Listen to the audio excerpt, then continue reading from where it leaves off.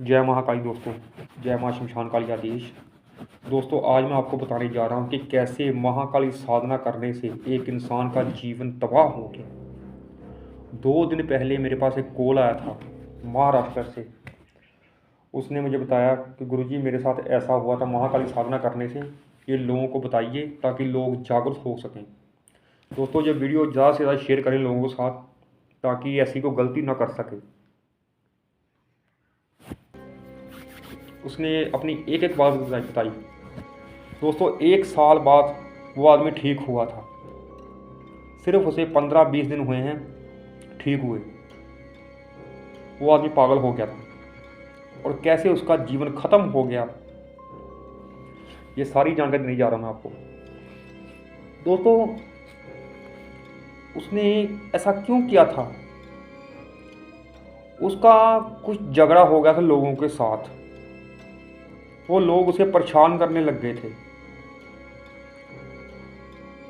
तो उसने उनका विनाश करने के लिए महाकाली साधना करने की कोशिश की थी।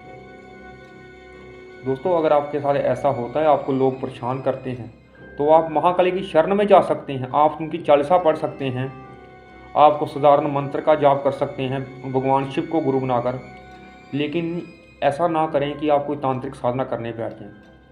और ये तांत्रिक साधना करने से उसके साथ क्या हुआ दोस्तों, उसने YouTube में देखकर महाकाली साधना की।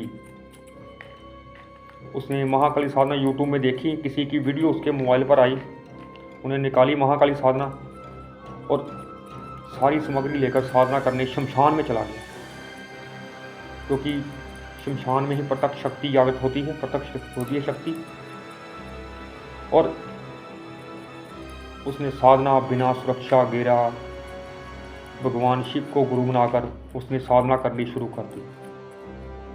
कोई रक्षा मंत्र नहीं लगाया उसने। हालांकि उस साधना में कहा भी गया था कि गुरुजी मुझे ऐसा कहा भी गया था कि बिना रक्षा मंत्र के और बिना गुरु के ये साधना ना करें। लेकिन उसने ऐसा नहीं कहा था कि आप भगवान शिव को गुरु बनाकर साधना नहीं कर सकते। इसलिए मैंने भगवान शिव को गुरु बनाकर साधना कर ली। बाकी मैं हर वीडियो में बताता हूँ आपको कि भगवान शिव को गुरु बनाकर आप ये साधना नहीं कर सकते, बाकी आप कर सकते हैं। ये मैं ख़ास तौर पर कह देता हूँ आपसे, क्योंकि कई लोग नहीं कहते।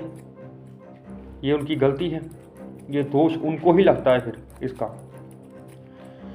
और उसने साधना की, जितने भी माला उसमें कहा गया था 5 माला उसने जाप किया रोज का। और पहले दिन उसके साथ कुछ भी नहीं हुआ। जब दूसरे तीसरे दिन साधना करने लग गया, उसे कोई अनुभव नहीं हुआ फिर भी। लेकिन उसके घर में लड़ाइयाँ झगड़े शुरू हो गए। लड़ाई झगड़ा शुरू हो गया उसके घर में। और लेकिन उसने साधना बंद नहीं की। चौथे पंजवें दिन उसके कानों में आवाज़ पड़नी शुरू हो गई। किसी के कानों में आवाज़ पड़ रही थी। दोस्तों, मैं आपको बता दूं, जब आप तांत्रिक साधना करते हैं वहाँ कोई लिहाज नहीं होता, माफ़ी के लिए कोई जगह नहीं होती। ये मैं साफ लफ्ज़ों में मैंने कहा हुआ है YouTube में। ऐसी साधनाओं में जब आप कोई साधना करते हैं, सात्विक साधना करते हैं, आप उस देवता की साधना करते हैं जिसकी आप नियमित पूजा करते हैं, मंत्र जाप करते हैं, वहाँ आपको माफ़ी के लिए जगह मिल जाएगी। लेकिन तांत्रिक साधना में माफ़ी के लिए कोई जगह नहीं होती। ये मैंने साफ लफ्ज़ों में कहा। वो अनजान था इस बातों से।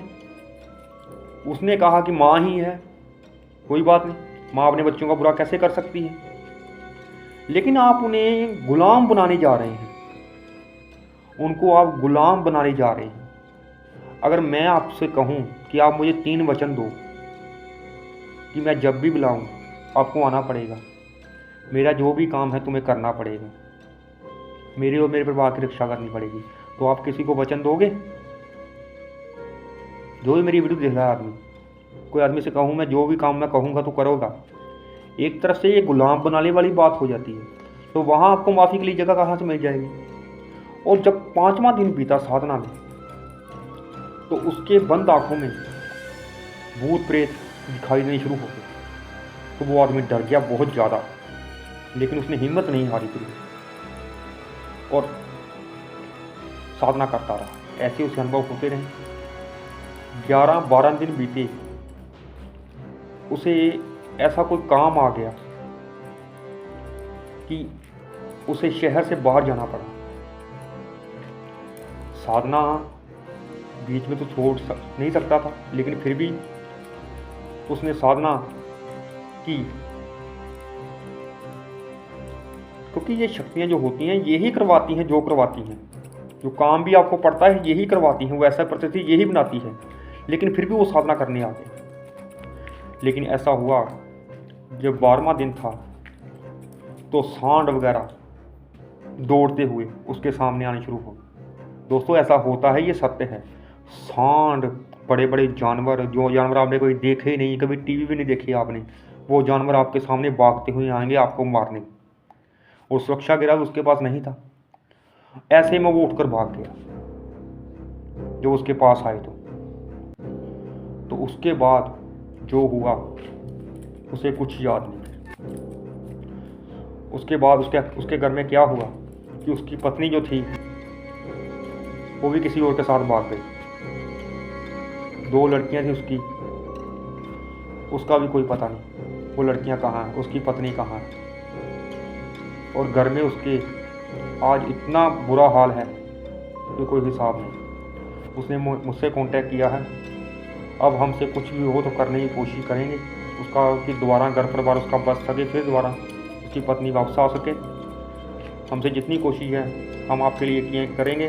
जो भी मेरी वीडियो देख रहा है महाराष्ट्र से, उसने मुझे फ़ोन किया था। बाकी हम आपके लिए पूरी कोशिश करेंगे कि आपका संसार फिर से बढ़ सके। लेकिन कोई भी आदमी बिना गुरु के तांत्रिक साधना करने की कोशिश ना करे, ये मेरी रिक्वेस्ट है। यूट्यूब में देखकर साधना नहीं की जा सकती। ये वाली महाकाली तांत्रिक साधना है, क्योंकि आप शक्ति को गुलाम बनाने जा रहे हैं। आप अपने ऊपर बात ये लाकर देखें कि आप ऐसे किसी को वचन दे सकते हैं, किसी का जो भी काम है वो कर सकते हैं। इसलिए ये जा चुके। जय महाकाली।